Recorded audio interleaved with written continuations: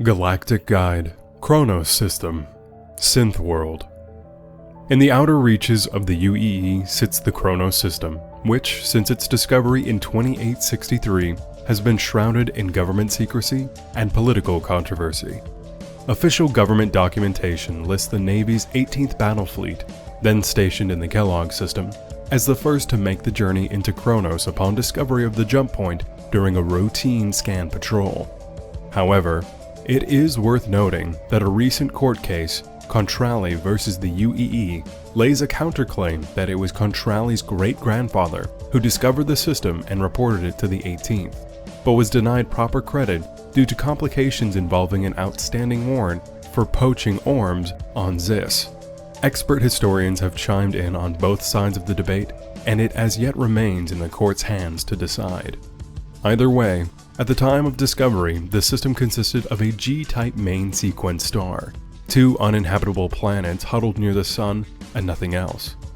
With its remote location and lack of resources and habitable locations, few thought the UEE would have any interest in the system, so observers were shocked when the UEE quickly claimed Chronos to be restricted for government use and development. When military ships started to frequently enter an empty system, curious members of the public questioned what was really going on in Chronos. For years, theories ranged from the unimaginative doomsday device to the inspired invisible space station. One dedicated conspiracy theorist supposedly even went so far as to stow away on a military vessel bound for the system. When she later claimed that there was nothing hidden there, her inability to uncover anything scandalous infuriated her fellow theorists and only fueled the fire of speculation. The claim was that the only way she would have found absolutely nothing is if there was something to hide, and the government had again silenced the truth.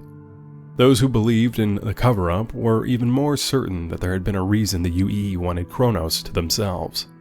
It wasn't until 2872 that Imperator Corbin Salehi stepped forward to formally announce what the government had been working on.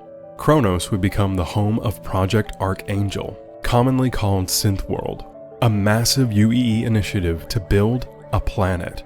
After centuries of rewriting planets with terraforming technology, humanity now set its sights on creating one. Project Archangel. Many things about the Chronos system made it an ideal location for this ambitious project. The star's similarity to Sol's sun made it optimal for human habitation. Its 2 planets were desolate rocks, meaning that the massive undertaking would not inconceive any inhabitants, nor would the decades of construction and experiments endanger anyone not associated with the project. The lack of planets outside of Bruder and Schwester allowed the Synth World to be placed at the ideal orbital distance from the star. It had the added benefit of being a relatively remote system, which minimized the chances of unwanted visitors and prying eyes. When the project was announced, it symbolized a future where humanity could create habitable worlds without the risk of harming other species.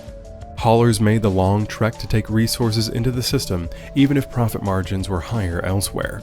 Scholars expounded at length what the success of Archangel could mean to the Empire's future, and civilians in every system excitedly waited for a new world to be born. Yet as the decades passed, the promise of the Synth World seemed to wane along with the public's interest. Despite billions of hours and credits spent, the planet seemed no closer to completion. The project became tainted with corruption scandals and cost overruns, leading some progressive transitionalists to call it a financial vampire that was draining money and resources from more important projects.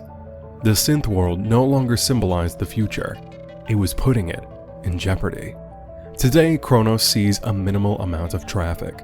Haulers still offload supplies at Archangel Station, and some traverse the system along the designated travel lanes to access the Branau system.